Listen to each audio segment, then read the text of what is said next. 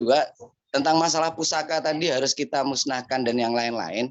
Kebetulan di sini saya juga budayawan, Apakah saya mempertahankan tanda kutip dokter agar budaya-budaya yang ada di Indonesia ini tidak diakui oleh luar negeri ataupun pusaka-pusaka ini tanda kutip saya tidak pernah mempercayai ada hal goib di dalam pusaka. Yang saya percaya adalah ini adalah peninggalan-peninggalan prasejarah di mana peninggalan-peninggalan itu harus kita lestarikan. Kenapa hal seperti itu harus saya lestarikan? Karena sudah banyak peninggalan-peninggalan sejarah kita yang diakui oleh negara lain. Di UNESCO pun juga banyak peninggalan-peninggalan negara kita, sejarah kita yang sudah diakui oleh negara lain. Nah, dalam artian apa yang harus saya lakukan jika saya ngomong kasih gimana ya? Saya pengen berubah lah, ingin merubah diri saya untuk menjadi lebih baik, untuk berjalan ke jalan Allah, tapi saya sebagai budayawan. Mohon petunjuk dokter. Terima kasih. Wassalamualaikum warahmatullahi wabarakatuh. Waalaikumsalam warahmatullahi wabarakatuh. Ya dok, itu sirkumsisi teman-teman sekalian, dan mungkin banyak teman-teman yang juga ini harus mempositioning nih. Ketika tindakan-tindakan di luar ternyata ada tabrakan dengan sebuah ritual atau sebuah kebudayaan. Nah mungkin juga mempositioning kita sebagai seorang terapis, baik itu medis maupun tradisional maupun tibbun nabawi, mungkin seperti apa dok? Tafadhol dok. Alhamdulillah Mas Yuda Prasetyo. Di mana tadi Mas Yuda? Mas Yuda Palembang. Posisinya Palembang. Palembang ya? Iya. Di Blitar dokter. Lokasinya Blitar. Iya di Blitar. Saat ini saya sudah kembali lagi ke Blitar. Oh iya. Gitu. Baik Mas Yuda. Oke Pak Yuda. Baik, jadi untuk kejawen saya kira Nabi kita mengajarkan untuk wasatiyah, jalan tengah. Jalan tengah itu kalau sekiranya ada pertimbangan, ada yang lebih baik, itu kita menggunakan seni komunikasi, seni pendekatan. Daripada kita bilang syirik, terus dia nanti tidak mau lagi komunikasi, kita jadi kehilangan kesempatan untuk mendakwai. Tetapi harus ada niat dalam diri kita tanda petik mengalah, menerima, mentoleransi ini, tapi harus kita kompensasi dengan edukasi. Jadi itu bentuk dakwahnya, Mas Yuda. Kan masih ada, kalau Kitan Sirkum tadi kan masih ada kontrolnya, kontrol 1-2 kali itu sambil mengedukasi. Karena ini urusan serius. Urusan syirik ini sangat-sangat serius. Mendingan dibenci orang daripada kita membiarkan orang itu tersesat. Sebetulnya begitu ekstrimnya kan ya. Tetapi kita ambil jalan tengah, kita terima dulu supaya kita memiliki kesempatan mengedukasi. Sebagai perawat, tenaga medis, kita bisa memposisikan pasien benar-benar membutuhkan penjelasan dari kita. Nah, saat itulah kita bisa memberikan penjelasan tidak saja ilmiah, tetapi juga ilahiyah. Kalau ilmiah contohnya, ini supaya cepat sembuh, ini harus banyak makan daging, telur, ikan laut, begitu. Tetapi ilahiyahnya juga harus kita masukkan untuk sholat, untuk membersihkan rumah. Misalnya dengan begini, kalau bisa jangan ada patung-patung di rumah ya. Kenapa Pak? Katanya tidak baik. Nanti bisa bertahap. Begitu Mas Yuda, memang kita orang Jawa dan kita tetanggaan. Saya pernah lama di Jombang, jadi saya paham bagaimana budaya orang Mataraman. Tetapi harus ini, Mas Yuda. Saya sebetulnya ingin punya keris berbentuk tombak pendek gitu. Dari dulu pingin, dan ada teman yang mau ngasih. Lalu saya konsultasikan dengan teman dokter yang peruqyah. Lalu teman dokter mengatakan begini, itu jinnya sampean, Pak. Jinnya sampean membisikkan ide agar sampean punya keris, lalu keris ini sampean bela dengan alasan seni. keindahan, nguri-nguri budaya Jawa begitu. Tapi sebetulnya itu adalah tipuan dari jin setan. Karena keris dan teman-temannya meskipun sudah diruqyah, begitu kita letakkan tetap menjadi tempat menarik bagi setan untuk memasukkan dirinya ke dalam keris itu lagi. Setiap benda-benda keramat itu disenangi jin setan. Ini yang saya kira perlu kita waspadai. Saya ulangi,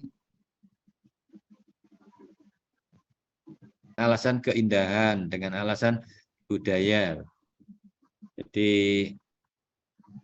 kalau memang saya senang keris, bagaimana kalau saya dikasih keris dari kayu atau dari plastik, gitu kata teman saya. Terus saya pikir, iya benar juga ya. Sebetulnya saya lebih mencintai besi itu, keris dari besi itu, daripada memang benar-benar ini keris secara budaya. Karena kalau diganti dengan plastik, dengan kayu, beda lagi lah, nggak pas rasanya. Begitu Mas Yuda Prasetyo. Ya, syukron Dok. Mudah-mudahan bisa menjawab dan terus berusaha untuk hijrah secara totalitas, tetapi bertahap dan utamakan akhlak juga fikih dakwahnya Dok ya. Jadi jangan sampai ekstrim juga Dok ya. Jadi kadang-kadang kita langsung judgement, wah ini musyrik, wah ini bid'ah dan seterusnya Dok ya. Jadi mudah-mudahan tadi akhlak diperbaiki dan mungkin ada teknik-teknik untuk cara berdakwah yang ahsan kepada masyarakat untuk bisa merubah secara pelan-pelan. Selanjutnya kepada ini juga satu lagi ikhwan ya, nanti akhwat baru. Coba untuk ke Nur Imran Ibrahim. Nur Imran, kepada beliau kami persilakan. Ini laki-laki kan ya? Apa tahu? Silakan Pak Nur. Iya, silakan Pak Nur. Bismillah. Alhamdulillah wassalatu wassalamu ala Rasulullah. Syukur Ustaz atas kesempatan yang kami. Begini Ustaz, ada teman, dia seorang ustadz ya. Terus ini ternyata istrinya setelah dia menjalani pernikahan itu istrinya ada jin nasabnya Ustaz. Ya, ini ada jin nasabnya. Dan sudah beberapa kali diruqyah sama teman, sama peruqyah. Kebetulan kami di Sulawesi, diruqyah sama teman yang ada di Bulukumba itu, agak berat Ustaz. Itu bisa kadang keluar, kadang masuk. Ya, bahkan sampai parahnya ini istrinya teman, kalau marah katanya begitu, bertengkar sama suaminya, itu jinnya keluar, mengancam ini suaminya. Awas kamu, saya akan ambil istrimu ini. Ya. Bahkan juga Ustaz, sampai istrinya juga kadang juga dia mengancam akan ada pernah dia ditemukan, dia sementara masuk rumahnya, itu istrinya coba gantung diri pakai sarung. Yeah. Di lain waktu juga ada istrinya ambil pisau dapur mau bunuh diri begitu ketika terjadi pertengkaran di antara mereka. Solusinya bagaimana ini Ustaz untuk jin yang nasab ini? Kadang di antara mereka itu terjadi pertengkaran karena mungkin bisikan setan ini. Bahkan dia bilang juga ini suaminya setelah menikah, nanti sudah menikah, kenapa ini lambungnya kalau saya makan itu kayak terasa full begitu. Padahal sebelum menikah itu lambung baik-baik saja. Apakah memang ada pengaruhnya ketika dia menikah sama istrinya itu jin nasabnya juga ikut ke suaminya, tinggal juga di dalamnya. Ya. Itu mungkin kami butuh pencerahan bagaimana kami bisa pencerahan kepada teman ini, bagaimana bisa menangani istrinya yang kena ada gangguan jinnya. Sekedaran Ustaz, saya singkat lagi nih, itu bapaknya istrinya memang biasa obati orang dengan air begitu. Pernah juga kami dikasih lihat foto, ada foto itu bapaknya sama keluarganya itu datang ke ada sudah di Bulukumba Kajang, di situ ada kuburan, ya dia kayak macam baca doa begitu. Ada juga ditemani sama orang tua. Ya, ini mungkin ini yang jadi dasar kami. Oh, ini jin nasab ini karena dia itu istrinya ini dari dulu bisa lihat jin. Maksudnya pernah ada datang ke rumahnya, pas tidur di sebelahnya dia lihat itu di sebelah temannya kayak banyak bulu-bulu.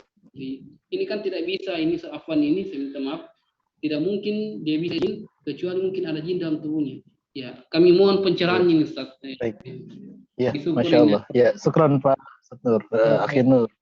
Jadi luar biasa dok, silakan ini mungkin langsung karena memang lebih ke apa ya istilahnya pertanyaan jin nasab yang sudah terindikasi dari ayahnya kepada dokter silakan Pak. Saya tambah sedikit, katanya istrinya ini kadang ada dia ketawa sini, bahkan gitu. Kan dia pakai jilbab, pakai cadar, buka bajunya semua, mau lari keluar.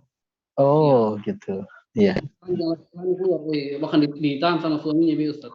Mohon pencerahan, Ustaz. Iya. Baik, silakan. Ya.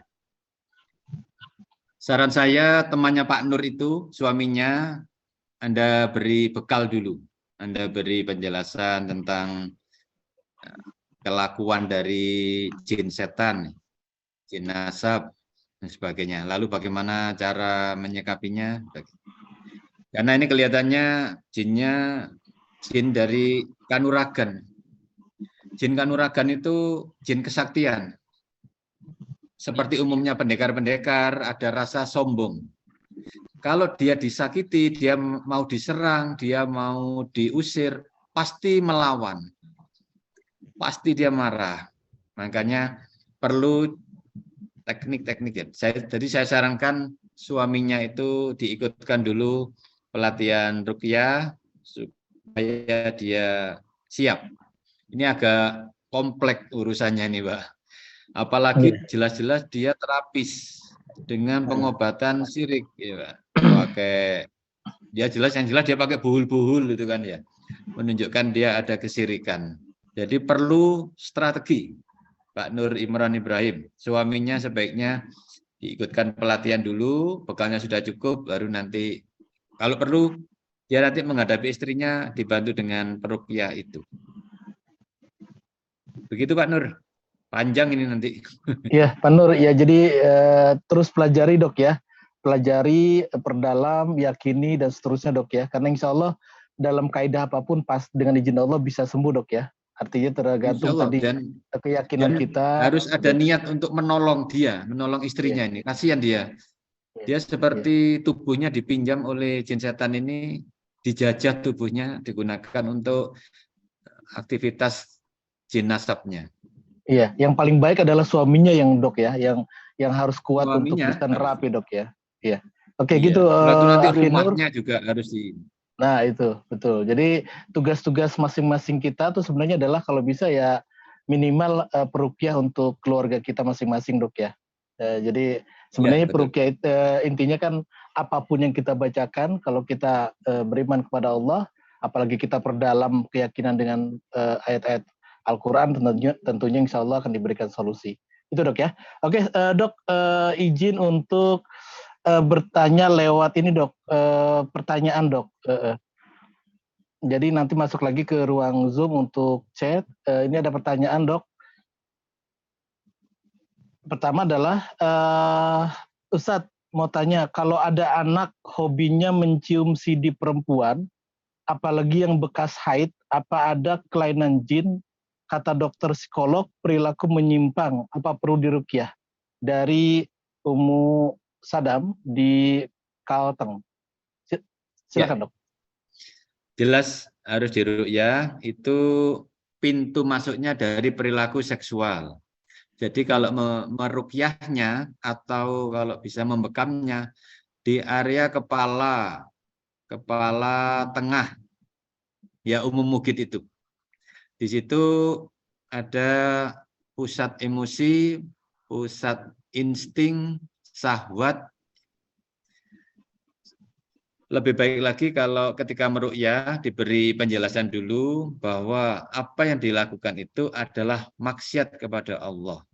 Kalau itu diterus-teruskan akan makin parah. Dia bisa bisa berperilaku lebih parah lagi dari itu. Maka harus segera disudahi, pisahkan antara dirinya dengan bisikan setan. Sebetulnya yang senang mengendus-ngendus celana dalam tadi setannya sebetulnya. Oh gitu. Iya dok, Masya Allah. Subhanallah. Itu dok ya, oke. Musadam. Yang kedua dok, apakah ruqyah bisa menggunakan terapi listrik atau getaran listriknya menggunakan murotal ayat ruqyah? Berkaitan frekuensi suara ruqyah ditambah jadi getaran terapi listrik, itu dok. Sejauh yang saya ketahui, ruqyah dengan listrik tidak ada Gitu. disinergikan dengan listrik. Tapi kalau air dibacakan itu memang sudah ini ada contohnya dari Nabi, itu sudah biasa. Gitu. Baik dok. Jadi korelasinya berbeda dok ya, karena itu lebih ke fisik ya dok ya. Artinya secara visual itu alat tool. Sementara kan kalau ruqyah kan ayat-ayat Allah, firman Allah yang tentunya tidak mungkin disamakan dengan benda apapun gitu dok ya. Iya. Sebetulnya sudah cukup dengan ruqyah itu sebetulnya kan ya. Masya Allah, iya.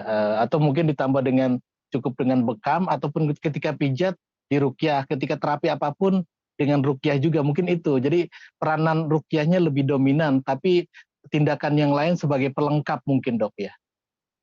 Iya, karena Nabi pernah menganjurkan ruqyah sambil dipegangi dada kanannya kan. Dadanya pasien dipegang lalu dibacakan doa-doa. Bisa juga dibacakan pada air. Nah, itu kalau yang dipegang tadi itu diganti dengan dikop kan memiliki relatif kesamaan.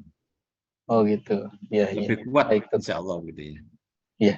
Baik dok. Jadi tetap mengarah ke kaidah-kaidah apa yang Rasulullah sabdakan, kemudian ditambah dengan ayat-ayat Al-Quran atau ayat-ayat penyembuh dok ya. Oke, ini dok satu lagi dok, bagaimana seorang pengobat yang menggunakan metode pernapasan dan zikir apakah berpotensi jin atau gangguan jin? Ya, berzikir itu kan baik, tetapi kalau salah niat bisa menjadi pintu masuk datangnya setan. Jadi jin itu kan pinter. Kalau kita S1, jinnya itu S2. Kalau kita S2, jinnya S3. Kalau kita S3, jinnya profesor. Dia tahu kok kita maunya apa, begitu tahu dia. Untuk pernafasan, secara empiris saya beberapa kali menemui pasien yang jinnya itu bersembunyi di saluran nafas. Bahkan ada yang sekeluarga, sampai ke anaknya itu semuanya mengalami gangguan pernafasan. Bukan TBC ya. Ketika kami ruqyah tidak begitu bereaksi, tapi begitu saya lakukan gurahnya menggunakan madu, ternyata mendapat reaksi yang eksplosif, yang berlebihan begitu. Ternyata ada amalan yang dilakukan disertai olah nafas. Jadi misalnya nih, Al-Fatihah 1 kali tarian nafas. Dilakukan sekian kali, atau ada bacaan apa begitu sambil tahan nafas. Jinnya tahu ketika mengolah nafas kemudian dibuat sakti, tenaga dalamnya menjadi berlipat gitu. Terus manusianya mengira, efektif cara saya ini, saya teruskan dah. Begitu Ustaz Heri. Ya, oke, alhamdulillah. Ya, lanjut ke silakan ke yang resen, Ibu Tuti Ekawati. Silakan di mute, kemudian langsung bertanya ke Dr. Wahyu Widada SKP MKed. Silakan Bu Tuti. Assalamualaikum dok. Waalaikumsalam warahmatullahi wabarakatuh. Begini Pak, anak saya sejak lahir gitu, kan lahir secara sesar dan dia tidak sadar selama 10 hari. Nah, setelah perkembangan itu sampai usia 9 bulan itu bagus, tidak kurang apa-apa. Tapi setelah imunisasi campak itu yang usia 9 bulan, jadi itu saraf motoriknya terganggu gitu, jadi lemas, nggak bisa apa-apa. terus diobati secara terapi, terus secara medis gitu. Tapi sudah bisa berdiri gitu, malah ada kejang gitu, Dok. Terus ciri-cirinya juga kesininya itu seperti yang ada gangguan jin, seperti sakit perut, dada gitu. Terus suka marah-marah gitu. Terus sampai sekarang juga belum jalan, usia 13 tahun ya. Tapi udah pengobatan secara medis, ruqyah, terus herbal dan terapi lainnya udah dijalani gitu. Tapi belum ada kemajuan gitu. Mungkin usia 5 tahun itu udah pernah dicek torch itu, ternyata ada virus CMP gitu, Dok. Tapi sedang pengobatan herbal itu lambungnya nggak kuat gitu, jadi diberhentikan. Terus kesininya itu kejangnya malah tambah gitu, bahkan kadang sebulan sekali masuk ke rumah sakit gitu. Terus dibekam, sekarang ini dijalani bekam gitu, tapi masih keluhan di dada sama lambung itu masih ada gitu. Terus belum signifikan gitu. Terus kalau lagi dibekam umum Mugis itu ada gelembung-gelembung keluar, gelembung-gelembung gitu. Si darahnya itu bergelembung gitu. Apakah anak saya itu emang kena jin nasab atau kena ain atau atau penyakit medis gitu, Dok? Karena semua pengobatan udah dijalani, tapi sampai sekarang belum ada dampaknya gitu. Iya, Ibu. Terima kasih, Dok. Bisa Assalamualaikum saya tangkap? warahmatullahi wabarakatuh. Ya, tafadhol, Dok. Oke. Jadi kalau penyakit medis ya kita tangani secara medis, jangan dihubungkan dengan jin. Kalau memang gangguan jin juga kita tangani bagaimana menangani jin, meskipun bisa jadi keduanya. Tapi kalau mendengar cerita dari Ibu tadi, anak Ibu ini bukan jin nasab, tetapi karena efek pengobatan yang disuntikkan tadi itu, Ibu, yang ketika anak umur 9 bulan. Ini contoh, Bu. Ini saya beri contoh istri saya. Istri saya itu kalau dibekam, darahnya sedikit, warnanya merah terang. Itu saya sudah membekam berkali-kali. Jadi saya tahu kualitas darah istri saya. Tapi begitu kemarin ada kewajiban vaksin, divaksin sampai 5 kali, sekarang darahnya itu selalu minimal setengah kop. Dan warnanya bergumpal. Itu berulang-ulang, kadang 2 minggu sekali. Kadang ada disertai sesak, segera dibekam begitu. Dan alhamdulillah membaik. Tetapi sampai sekarang ini kan sudah COVID sudah berapa tahun? 2 tahunan. Masih darahnya itu bukan seperti yang sebelumnya. Darahnya selalu setengah kop, bahkan yang kemarin bisa sampai 1 kop penuh, dan warnanya bergumpal. Umpama memungkinkan itu, saya menduga ini efek dari vaksin. Tetapi ngomong begini kan tidak nyaman didengar oleh pemerintah. Tapi kalau setelah saya mendengar cerita dari Ibu tadi, saya sarankan putranya sering dibekam, Bu. Kalau bisa 2 minggu sekali. Di titik yang bergantian. Tetapi yang utama di area seputar kahil. Dia keluarnya ada di daerah dada, ya. Jantung dan parunya. Tapi bisa juga divariasikan di kaki atau di tangan, di mana. Begitu, Bu. Jadi putranya Ibu ini mengalami yang namanya delay hipersensitif. Jadi dia mengalami hipersensitif, tapi munculnya lambat. Dia baru muncul beberapa waktu kemudian, dan sampai sekarang masih ada. Karena hipersensitifnya dari mana? Dari benda asing yang dimasukkan tadi secara injeksi. Sekarang kan sudah terlanjur masuk. ya tidak apa-apa, kita ikhtiar dikeluarkan melalui bekam secara kontinu. Butuh kesabaran Ibu, semoga segera membaik. Kemudian secara oral, secara yang dimakan dan diminum, saya sarankan mengkonsumsi makanan-makanan yang memperbaiki liver, misalnya air kelapa atau kelapa muda begitu ya. Kemudian pegagan, itu baik Bu, bisa dikonsumsi sering. Ya, begitu Ibu. Semoga dapat membantu menjawab.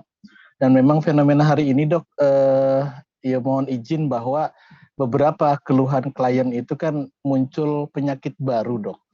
Nah ini juga kadang-kadang mereka kait-kaitkan apakah ini termasuk jinasab atau bisa jadi ada korelasi dengan tanda kutip vaksin dan sebagainya. Maka ini yang terpenting solusinya Dok ya. Yang penting solusinya adalah kembali ke yang penting solusinya kembali kepada Tibun Nabawi, Al-Quran, Hijama dan Herbal Nabi, dan mudah-mudahan ini semakin menarik siang ini. Silakan kembali ke Ibu Ummu Fakih Tafadhol untuk bertanya kaitan dengan materi hari ini. Kepada Ummu Fakih kami persilakan.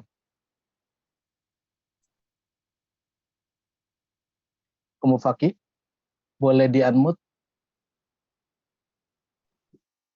Assalamualaikum warahmatullahi wabarakatuh. Waalaikumsalam warahmatullahi wabarakatuh. Begini Dok, misalnya kita mendapatkan pasien, dia terdeteksi jin nasab, namun dia sudah hijrah pengobatannya, apakah dengan hanya memperbaharui akidah, dia sudah terputus tanpa dibekam? Dengan ruqyah diri tanpa dibekam, apakah dia sudah terputus dari jin nasabnya? Ya, itu Mufak ya. Silakan Dok. Ini menarik juga Dok. Sedikit tambahan Dok. Jadi ternyata kita tidak tahu bahwa apa istilahnya nasab ke atas itu kita tidak tahu, bahkan tidak merasakan dan sebagainya, sehingga ada sebuah persepsi kalau kita coba untuk Bismillah yakin hijrah dan minta pertolongan kepada Allah mandiri tanpa harus kemudian katakanlah tadi melihat nasab secara jauh, dan kita tidak terjadi sesuatu yang tanda kutip yang menjauhkan Allah, mensekutukan Allah, apakah itu sudah termasuk pemutus secara alami Dok? Ya mungkin itu kaitan dengan juga beberapa pertanyaan di luar. Tafadhol Dok, silakan Dok. Baik, Ibu Ummu Fakih. Jin nasab itu biasanya, kalau tidak boleh disebut selalu ya, dia sudah mengenal diri kita sendiri dan dia memiliki pertahanan yang kuat. Jadi jangan berharap orang di ruqyah satu kali jin nasabnya pergi. Kecil kemungkinan. Jadi harus dilakukan berulang-ulang disertai ruqyah mandiri. Apalagi hanya, maaf, bukan ruqyah tapi hijrah gitu aja ya. Yeah. Sholatnya selalu di masjid, tapi tidak dilakukan ruqyah mandiri atau tindakan-tindakan untuk melepas jin nasab. Menurut saya pasti masih ada. Pasti masih ada. Saya aktif di masjid di Jember sini, yang salah satu jamaahnya itu adalah takmirnya, dia selalu jadi moderator.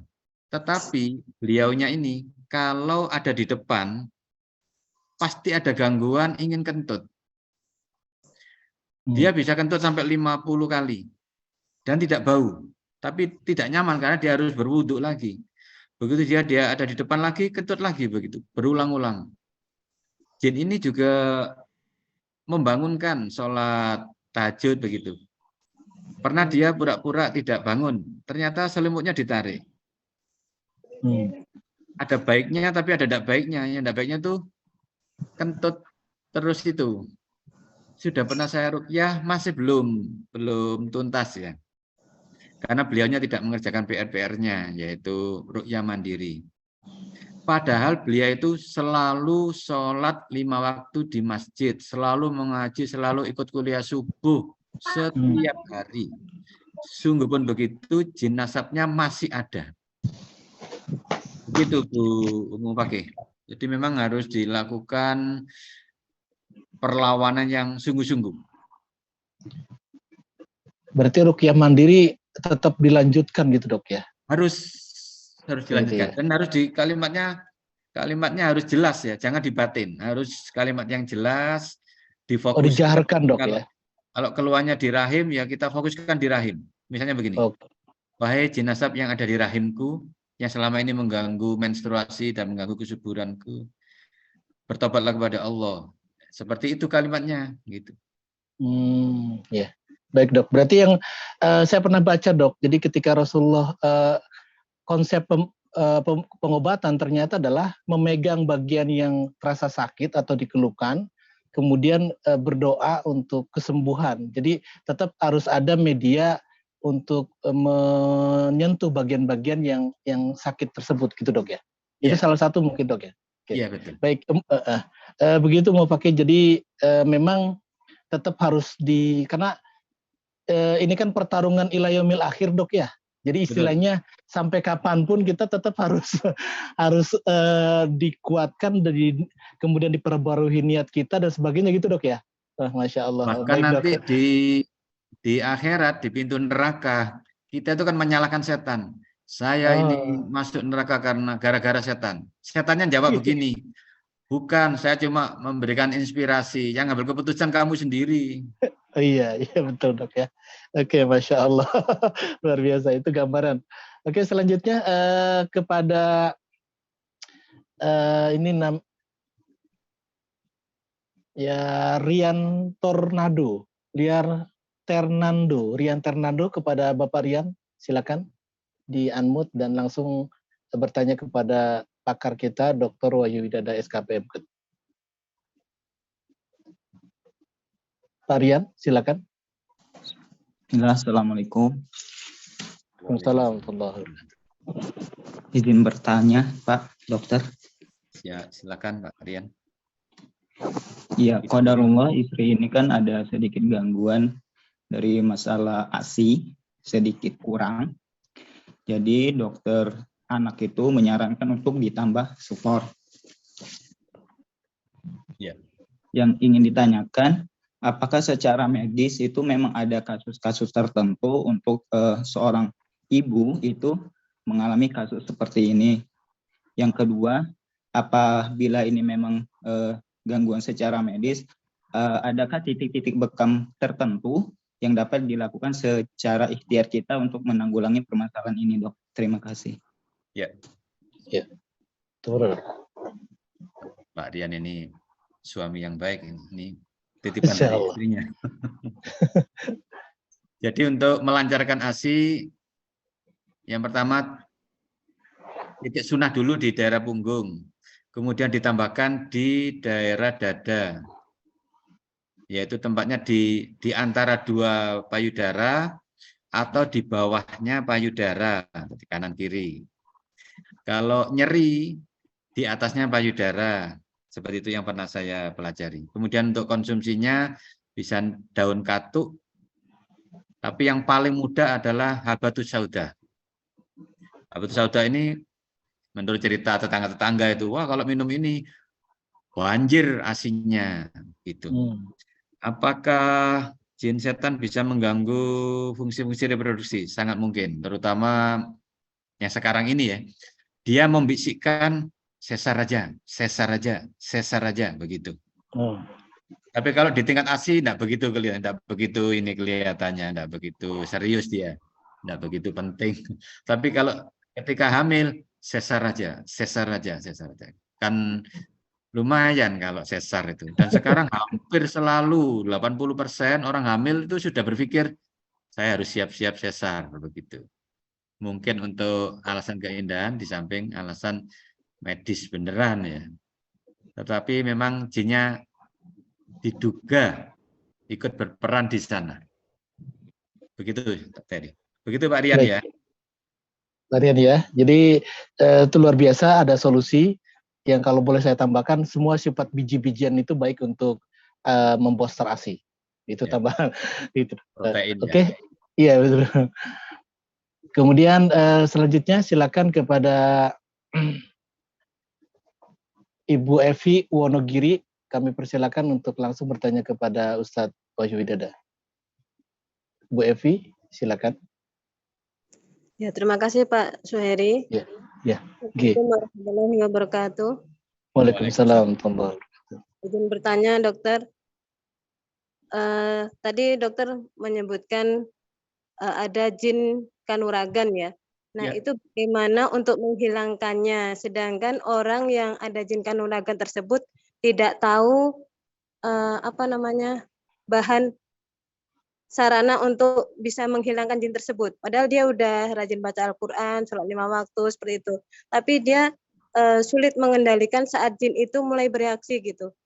Ya. Contohnya, misalnya ada orang mau berbuat jahat pada dia, nah itu dia terus emosinya keluar, nah itu wujudnya harimau putih gitu. Ya. Nah, itu yang melihat hanya orang tertentu, istrinya sendiri pun nggak bisa melihat gitu. Nah, Ya. dia pengen itu bisa hilang dari tubuhnya gitu. Ya. Nah, itu caranya bagaimana dokter? Karena dia juga udah rutin bekam juga, tapi qadarullah belum hilang. Itu yang pertama. Yang kedua, bagaimana kita mengatasi seorang wanita yang dia udah nikah beberapa kali, qadarullah selalu cerai. Dan itu sebelumnya ada kasus dengan mantan pacar yang dulu, orang Nasrani, itu dia dikirim jin gitu. Dikirim jin ke dalam tubuhnya. Sementara dia saat ini statusnya udah menikah lagi, dan dia ingin bisa sembuh total gitu. Sudah saya ruqyah, alhamdulillah sudah mulai berkurang. Tapi karena dulunya itu pengobatannya dukun-dukun juga, itu kan berarti banyak jin yang masuk ke dalam tubuhnya. Otomatis kan kita menghilangkan jinnya itu bertahap gitu ya dok ya. Ya. Nah ini kemarin datang lagi yang ruqyah kedua dan juga dibekam, itu alhamdulillah udah melemah dok itu jinnya. Tapi belum total, habis itu belum. Nah ini caranya bagaimana dokter? Ya Ibu. Kan pertanyaannya. Jazakumullah khairan dokter. Sami-sami. Ya, silakan dok. Oke. Bu Evi, jadi untuk ilmu kanuragan bisa jadi ilmu kanuragannya itu jin nasab, bisa jadi jin kasab. Ya, kalau jin kasab itu dia baru dapat sekarang gitu. Kalau jin nasab didapat dari orang tuanya, leluhurnya, bukan atas kemauan dia. Kalau jin kasab itu kemauan dia, pengisian contohnya. Baik jin nasab maupun jin kasab, itu solusinya harus ada kemauan sungguh-sungguh untuk melepasnya. Jadi harus menggunakan kalimat pemutus ikatan itu berulang-ulang. Bisa jadi sekarang disampaikan jinnya hanya mendengar saja, diulang lagi, besoknya diulang lagi, sampai lama-lama jin ini, oh ini serius berarti gitu. Kalau kita masih memanfaatkan manfaat dari adanya jin itu, misalnya peka, misalnya terjaga, misalnya berwibawa, itu berarti jinnya tahu orang ini masih membutuhkan saya. Kita harus benar-benar, misalnya begini kalimatnya, wahai jin ilmu kanuragan yang pernah saya minta untuk masuk dalam tubuh saya, atau yang diwariskan dari leluhur saya sudah memutuskan hanya mengikuti jalan dari Allah. La haula wala quwata illa billah. Saya tidak membutuhkan bantuan dari tenaga kesaktian dari bangsa jin. Saya minta secara baik-baik kamu bertobat kepada Allah, mohon ampun kepada Allah, lalu keluar dari tubuh saya. Kemudian untuk yang cerai terus, ini sepertinya ada sihir Jadi bisa yang pertama dibersihkan ya, dibersihkan tubuhnya maupun dibersihkan nafasnya. Kalau memang dia ini karena gangguan sihir, kita bacakan ayat-ayat pemutus sihir dan Al-Baqarah 102. Sebaiknya pasien bisa membaca sendiri. Al-Baqarah 102 itu kisah tentang Harut dan Marut, kemudian kisah sihir yang merusak rumah tangga. Bisa jadi ini ada hubungannya dengan sihir yang dikirim oleh yang Nasrani yang pertama itu. Apapun itu tidak masalah, kita hanya menggantungkan kepada Allah. Kita katakan tadi tidak akan pernah bisa menang sihir itu dari manapun dia datang. Itu bisa diulang-ulang. Ada juga ayat yang semisal seperti itu. Contohnya begini, A'udzubillahi minasyaitonirrajim. Alladzina amanu yuqatiluna fi sabilillah. Sesungguhnya orang-orang beriman itu berperangnya di jalan Allah. Walladzina kafaru yuqatiluna fi sabilit taugut.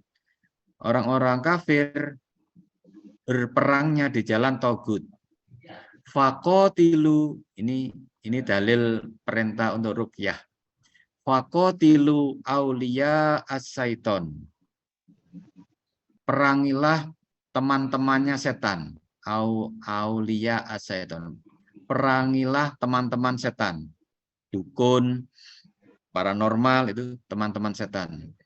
Faqatilu auliya as-syaiton inna kaidas syaitoni kana dha'ifa. Sesungguhnya tipu daya setan itu lemah. Kalimat ayat-ayat seperti ini kita baca berulang-ulang, kita yakini sambil kita berharap kepada pertolongan Allah. Begitu Ibu Evi di Wonosobo. Itu Ibu Evi ya, harus yakin menang dan mereka lemah. Lemah bahkan bisa jadi ketika kita tambah yakin mereka akan menjauh ataupun lama-kelamaan mereka akan menyadari berhadapan dengan siapa. Gitu Dok ya, Masya Allah. Oke, selanjutnya kepada Dr. H.C. Elvit Saputra, kami persilakan untuk bertanya langsung kepada Dr. Honoris Causa nih. Iya, betul Dok. Silakan, Dr. Elvit Saputra.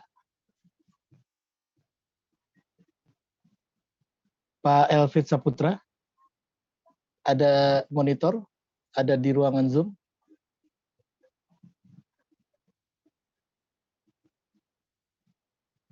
Oh, oke, mungkin Pak Elvit ada?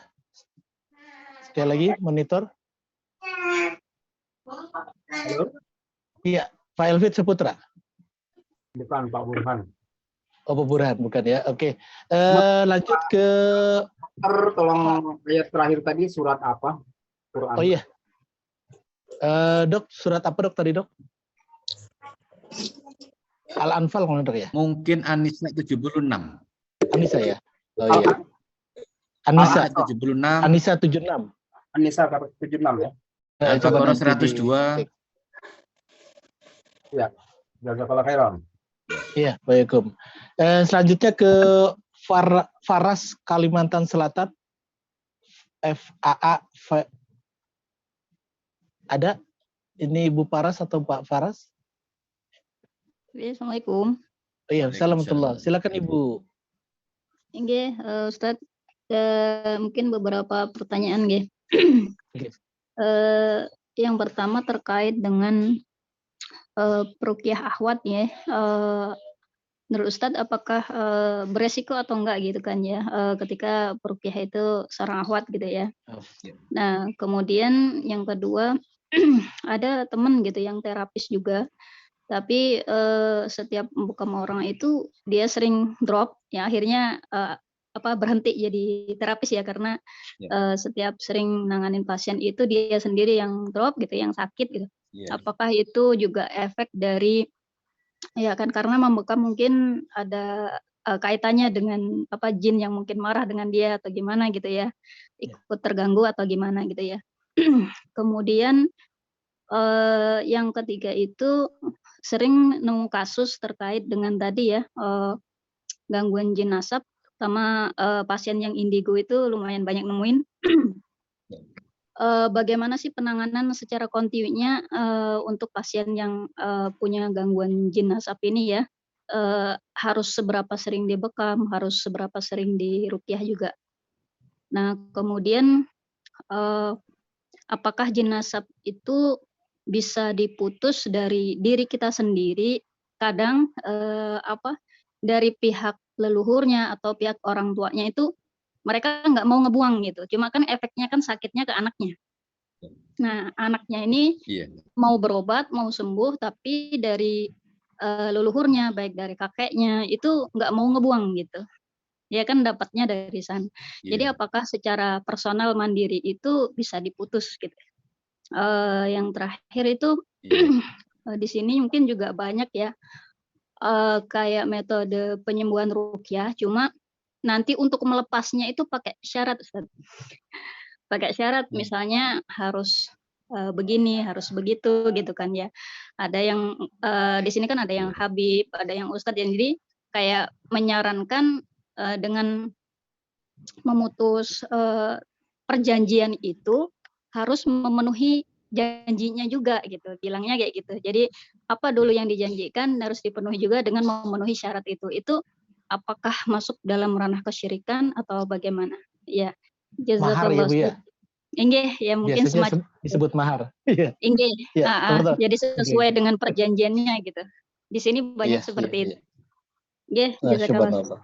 Nggih, Assalamualaikum. Alhamdulillah. Silakan Ustaz. Umpama memungkinkan ya, kalau misalnya saya bupati itu saya akan mengangkat pegawai dari peruqyah akhwat. Saya angkat jadi PNS gitu. Umpama memungkinkan, beneran ini perlu ada pasukan akhwat ruqyah ya, roqyah. Alasannya yang pertama, yang jadi pasien yang banyak akhwat. Ya. Sedangkan peruqyah akhwat sedikit, akhirnya ditangani oleh peruqyah laki-laki. Kalau sudah peruqyah laki nangani akhwat, setannya itu udah nunggu-nunggu nih. Dan saya kira peruqyah itu godaannya memang satu di perempuan, yang kedua di harta.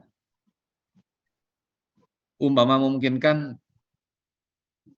peruqyah perempuan harus diperbanyak, dilakukan kaderisasi terus-menerus. Begitu. Yang kedua, untuk drop, ini fenomena yang sedang saya pelajari. Kemarin saya juga diskusi dengan Pak Afif Fifarullah, seorang terapis akupunktur. Ternyata tidak hanya bekam saja fenomena terjadinya tenaga drop. Ternyata di akupunktur juga ada. Ada beberapa pasien tuh yang kalau kita nyentuh kepada pasien, itu tenaga kita kemudian terkuras. Seolah-olah habis menerapi 8 atau 10 pasien. Capek sekali. Bahkan yang tidak nyentuh seperti ruqyah, tidak nyentuh saja kita juga bisa ini. Jadi ini perlu kita pelajari lagi bagaimana ya cara jin setan ini menyebabkan kita ini tubuhnya bisa drop. Kemudian untuk yang drop tadi Bu Faras, ternyata ini Bu, kita harus punya spray ya.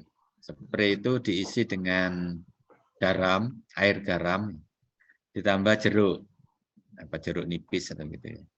Itu nanti setiap kita nerapi pasien, baik bekam, totok punggung, ruqyah, apa saja, kita semprot-semprotkan ke tubuh kita, tangan, dada, wajah begitu. Pokoknya ada pemerataannya, terutama di tangan. Itu mencegah penyedotan tenaga. Kemudian untuk indigo memang indigo itu artinya anak ini dipilih. Misalnya punya anak 5. Jin nasabnya milih, saya pilih anak yang nomor 4. Di antara pilihannya karena mungkin laki-laki, mungkin wetonnya, mungkin apa begitu, yang tahu jinnya. Jadi anak indigo ini harus dikawal terus sampai dia aman. Jin nasab ini sangat sulit kalau berhubungan dengan orang banyak. Seperti pasien saya itu, saya di Jember, dia dari Lamongan. Terus setelah kita diskusikan, ternyata buhulnya adalah tombak. Tombaknya ada di Lamongan, dipegang oleh pamannya. Lalu dia mendatangi pada pamannya, "Paman, saya minta tombak ini, akan saya musnahkan." Pamannya marah, akhirnya bertengkar. Terus dia datang lagi ke saya bilang, "Ya jangan begitu, kamu jadi masalah baru." Terus gimana, Pak? Kamu niati aja, sungguh-sungguh minta perlindungan kepada Allah. Kamu berniat untuk memusnahkan buhul, ternyata tidak mampu, maka ya Allah, hanya kepadamu saya bergantung. Hanya kepadamu kami mohon pertolongan. Alhamdulillah sekarang dia, alhamdulillah, sudah jadi entrepreneur sukses di Lamongan. Masya Allah. Kemudian yang terakhir tadi apa nggih? Laras pas nulis tadi pas. Apa Pak Eri yang terakhir tadi? Yang terakhir apa Paras, monitor?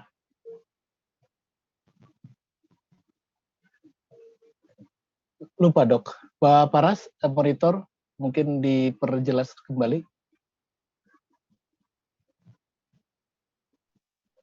Mungkin sudah.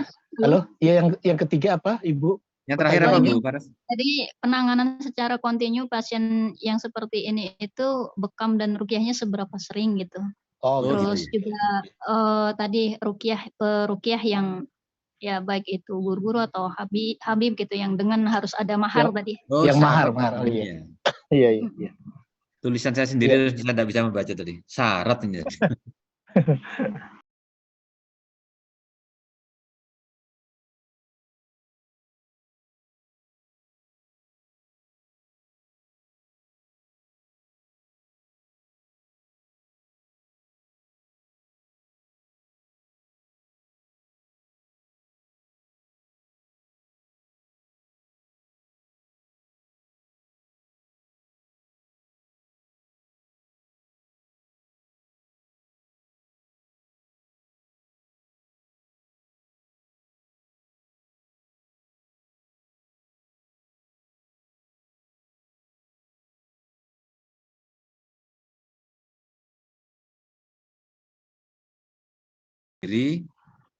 Dan memang ada beberapa itu tadi sempat ditanyakan juga oleh penanya sebelumnya, jinnya itu seperti marah, dia tidak mau dikeluarkan, dia tidak mau atau dia menagih hutangnya yang dulu. Kalau ada orang tua kita sudah tidak ada, lebih enak lagi. Jadi kita katakan saya berlepas diri, saya dan anak-anak saya berlepas diri dari ikatan perjanjian ini. Kalau dulu pernah ada perjanjian, orang tua saya, kakek saya, buyut saya sudah berlepas diri dari ikatan perjanjian itu. Begitu Bu Faras. Iya. Apalagi maharnya itu biasanya gini dok, usianya berapa? 30 tahun, berarti 30 gram emas kan gitu dok. Ada juga yang begitu dok, Masya. Itu namanya kita ditipu setannya gitu. Iya dok. Ya oke. Dok, kembali ke pertanyaan di ruang chat ini dari Ibu Sri Eka dari Banjarmasin. Izin bertanya, ada calon klien, beliau bilang dari hasil pemeriksaan di Rumah Sakit Penang, beliau kanker stadium 4 dan sekarang rutin minum obat. Kemudian juga disuntik hormon, kemudian per 3 bulan, beliau cerita ada benjolan di bagian dada kiri. Nah pertanyaannya adalah apakah pasien dengan diagnosa tersebut bisa dilakukan terapi bekam dan titiknya mungkin di mana dok? Demikian dok. Baik, yang pertama makanan dulu harus diperbaiki. Makanan yang pengolahannya berlipat-lipat atau yang menggunakan MSG atau yang menggunakan 6P itu ya, pengawet, penambah rasa, pengembang, dan PPP yang lain. Itu harus dihilangkan. Karena sudah terbukti makanan yang tidak sehat pada anak remaja itu menyebabkan FAM, fibroadenoma mamae, tumor pada anak remaja. Sedangkan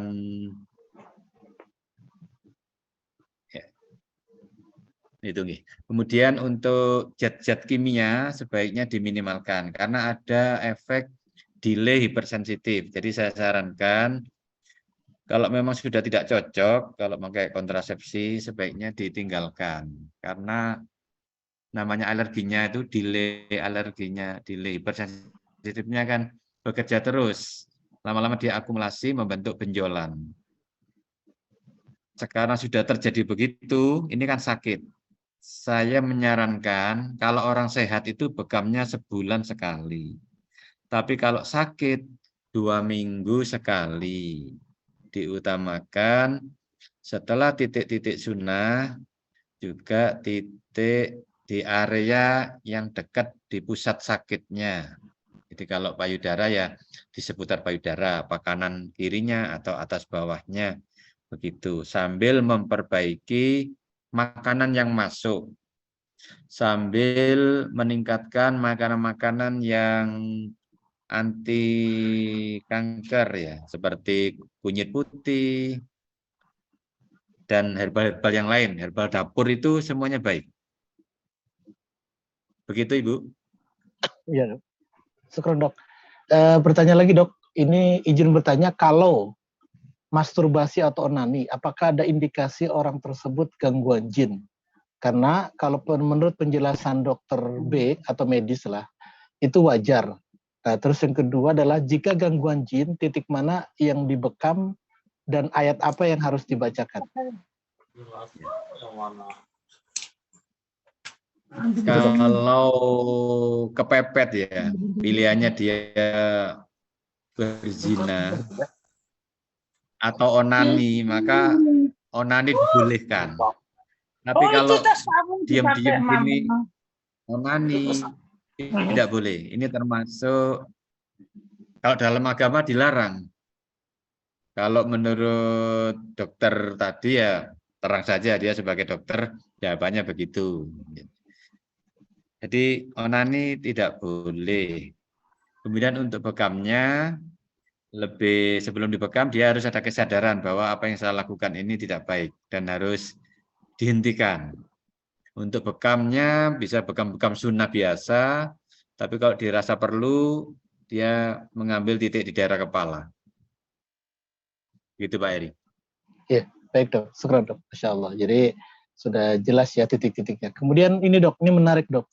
Ini harus lewat chat karena ini kaitan dengan kerabatnya yang mengalami peristiwa ketika dia sedang nonton film porno Dok. Ya, padahal bersebelahan dengan suaminya. Nah, ini pada saat itu beliau seperti merasakan sedang berhubungan dengan jin Dok. Ada yang masuk ke dalam reproduksinya. Beliau sudah melakukan ruqyah mandiri, kurma ajwa dan sebagainya.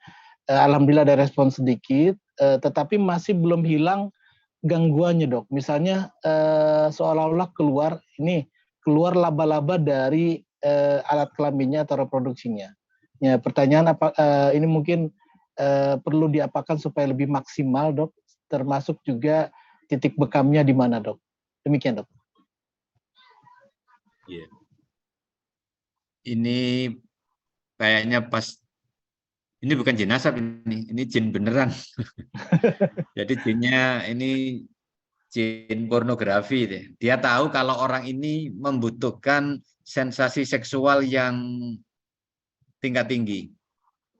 Kalau dengan nonton saja dengan suami dia tidak puas. Sambil nonton video dia masih belum puas. Maka dia menginginkan lebih tinggi lagi. Kalau menurut Bu Eli Rohma itu yang psikolog, ketika hormon seks ini bertemu dengan dopamin, seperti orang mencuri-curi itu ya, bercinta mencuri-curi, itu kan mengeluarkan dopamin dan hormon seks. Itu efeknya menimbulkan adiksi. Adiksi itu bukan saja ketagihan, tapi ketagihan dan dosisnya minta lebih tinggi lagi. Kalau masalah seksual sudah berbagai gaya sudah dipraktekkan. Dia fantasinya masih ditinggikan lagi sampai dia ingin mencoba bagaimana bersetubuh dengan jin. Ya. Nah, rupanya jinnya juga tahu itu, juga sakit hati juga karena mungkin dia dilawan, akhirnya dia bisa menyakiti juga dengan mengeluarkan laba-laba atau keluhan yang lain. Dan patut kita ketahui, jin ini suka sekali urusan-urusan perzinahan, urusan darah, urusan nafsu syahwat begitu ya. Di tempat saya, ini di dekat kantor saya, ada tempat, ini di gunung ini, dekat dengan kantor saya. Orang pacaran berzina, lalu terjadi vaginismus. Jadi penisnya sudah masuk, tiba-tiba vaginanya mencengkeram. Tidak bisa dilepas sampai dibawa ke UGD. Beberapa waktu kemudian terjadi begitu lagi. Ini mungkin jin yang ada di gunung itu jin baik. Dia tidak senang ada orang pacaran berzina di tempatnya dia bersemayam. Lalu dibuatlah vaginanya mencengkeram. Kalau secara medis sih ini karena ketegangan fisik. Tapi faktanya begitu, terjadi vaginismus. Jadi saran saya ini harus dilakukan secara sungguh-sungguh. Pasien ini juga harus mandi bidara. Jadi kita buat becup isinya bidara. Setelah dihancurkan, dilembutkan, dibuat mandi. Kemudian dia berjemur, diruqyai. Setelah cukup, dirasa cukup, badannya sudah hangat, direndam lagi dengan daun bidara. Diruqyai lagi, begitu berulang-ulang sambil diberi pemahaman agar kembali fitrahnya kepada perilaku seks yang normal. Dibacakan surat Nur 21 dan 30. Begitu Ustaz Heri. Saya belum pernah mengalami begini, tapi saya kira sama begitu solusinya. Iya dok, Masya Allah. Itu cukup membantu dok solusinya, karena memang kita butuh pengalaman-pengalaman yang tentunya dikorelasikan dengan kaidah-kaidah pengobatan. Ternyata saya baca juga Siti Aisyah itu ahli pengobatan setelah melihat para pengobat itu mengobati Rasulullah. Jadi intinya gitu dok. Jadi ternyata luar biasa dari banyaknya pengalaman, banyaknya melihat sebuah pengobatan yang tentunya harus sesuai dengan syariat, maka bisa menjadi sebuah rujukan untuk kita semuanya. Selanjutnya mungkin langsung ke pertanyaan di ruang Zoom, yaitu Ibu Magfiro Rusti. Kepada Ibu Magfiro Rusti, silakan untuk pertanyaan langsung kepada Ustadz Wahyu Widada.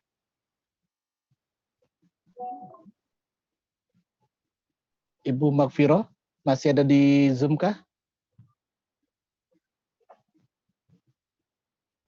Ya, sekali lagi Ibu Magfiro. Ya. Assalamualaikum. Ya, salam, silakan Ibu. Iya. Ya, alhamdulillah, terima kasih dokter. Tadi saya udah chat sih, terus alhamdulillah dapat kesempatan. Gini dok, saya kan sering tipes tuh, maksudnya kalau sehat salah makan dikit tipes gitu. Terus sama pengapuran di lutut. Nah, terus saya juga kalau lagi di ruqyah tuh suka ada ruqyah gitu, saya ikut. Terus selalu di bagian perutnya tuh selalu ada sih jinnya, suka saya kalau di ruqyah suka nggak sadar kan.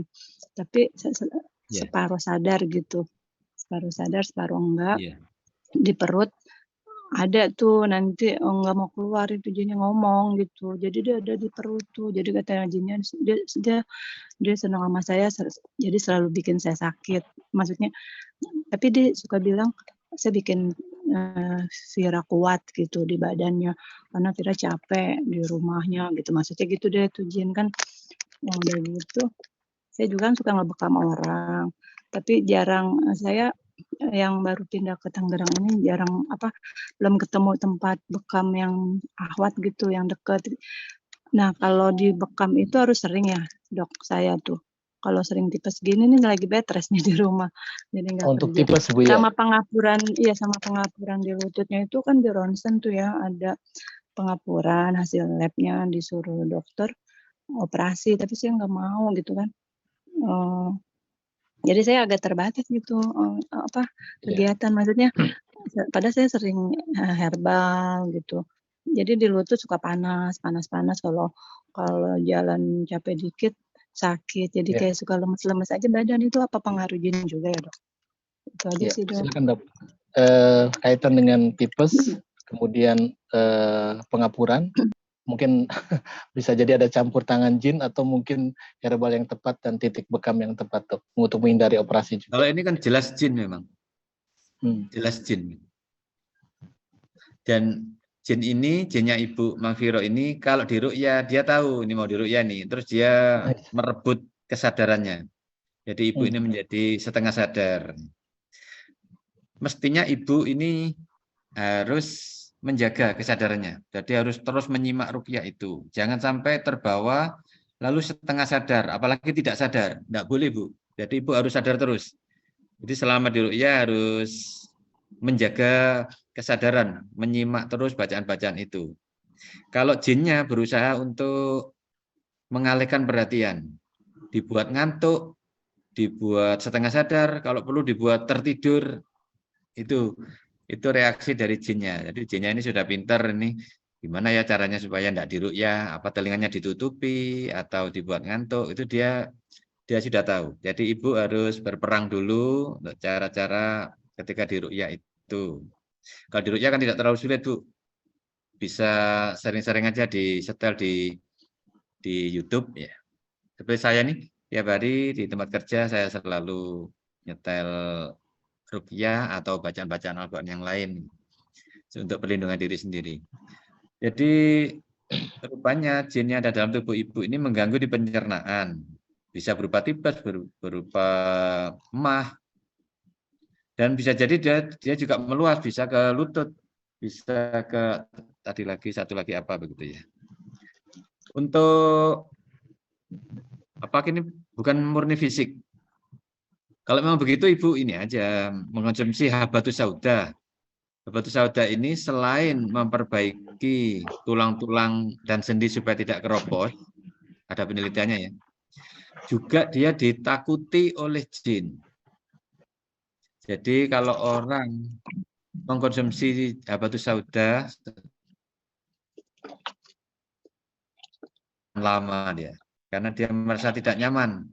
Aromanya habatus sauda itu ikut aliran darah dan itu bagi dia sangat menyakitkan. Saya rasa kalau sudah menemukan pembekam, akhwat, Ibu bisa bergantian saling membekam begitu, Bu. Saya sarankan di belakang lutut dan di betis. Kalau memang masalah Ibu ada di lutut, Ibu bisa berbekam di belakang lutut dan di atas lutut depan. Nah, tahan lah banyak bengkok kayak gitu. Lalu sanding itu. Begitu Ibu siapa tadi namanya? Iya. Lanjut ke satu lagi Bu. Ya, baik Dok. Satu lagi Ibu Pak Arifiah MP. Kepada Pak Arifiah MP kami persilakan. Assalamualaikum Dok. Ibu ya Dok. Maaf. Silakan Ibu. Maaf, ini silakan Bu. Masukannya udah banyak, cuman yang dari saya dengarkan tadi dari dokter semua masukan mengenai jin nasab ya Dok ya. Cuman yang saya tanyakan gini Dok, kan dulu kakek pernah memandikan salah satu cucu dengan cara dengan tujuan agar si cucu ini tidak merit muda gitu loh. Jadi biar cucu-cucunya berhasil sekolahnya. Nah dari 9 keluarga Bapak ini ada satu yang tidak merit, termasuk kakak saya Dok. Nah itu bisa berhenti di situ. Memang kita tidak melakukan apa-apa nih, baru tahu dengar dari acara ini. Jadi saya terpikir apakah itu hanya sebatas merit muda yang dihalangi oleh si jin, atau ada penyakit-penyakit yang bawaan dari jin itu untuk kita semua gitu loh dok. Karena saya perhatikan dari turunan Bapak ini, dari penyakit gitu kan, ada asma yang tidak sembuh-sembuh gitu. Kayak saya nih ada sedikit gitu loh dok. Nah, ada nafas kan dokter dengar ya. Nah, jadi saya berpikirnya apa itu termasuk, terus sholat juga kadang kurang khusyuk, sudah bangun tahajud, terus juga kadang menunggu waktu sebelum subuh ini ada aja gangguan, entah yang banyak, yang mau keluar gitu, maaf ya dok ya. Iya Bu. Nah itu saya kurang jelas, itu termasuknya apa gitu loh dok. Jadi yang Ibu tanyakan itu, apakah kami sekeluarga bersembilan itu mengalami penyakit yang sama dengan Bapak, itu disebut jenazah, begitu Bu? Iya, ada. Dari 9 itu ada sekitar 5 yang Bapak dulu kan, ya boleh kalau zaman dulu kan TBC. Nah, tapi semua itu saya perhatikan dari kakak dan adik semua ada penyakit begitu itu loh dok, termasuk saya. Nah, jadi solusinya apa? Atau harus perlu dibuang atau semacam herba? Saya udah konsumsi habatus soda, HGH growth hormone gitu loh. Tapi kok solusinya kesembuhan kurang sempurna gitu loh dok. Nah, mohon penjelasan dan herbanya atau nasihatnya dok. Itu dok. Jazakallahu. Terima kasih banyak dok.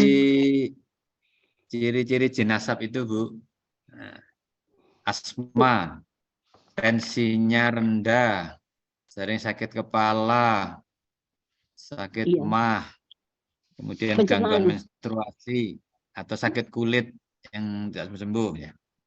Itu kalau pada keluarga yang agamanya kurang, itu akibat agamanya kurang, jinnya masuk. Tapi ada juga dari keluarga santri Bu. Jadi ada keluarga santri yang memiliki amalan, yang amalannya itu tidak ada di dalam syariat. Itu ternyata juga mengundang jin nasab juga. Jadi untuk ibu ini kalau melihat nafasnya juga kelihatannya susah dok. Susah. Iya dok, benar dok. Capek kadang juga mau sholat khusyuk agak susah gitu dok. Saya sampai sedih Allah gitu. Untuk ibu ini bisa pengobatan tibu nabawi Bu. Yang pertama gurah hidung. Bisa mencari gurah ya. Gurah itu isinya madu plus habatus sauda, minimal itu. Madu habatus sauda. Ada juga ditambahi serigunggu. Jadi kemungkinan jin nasabnya ada di saluran nafas.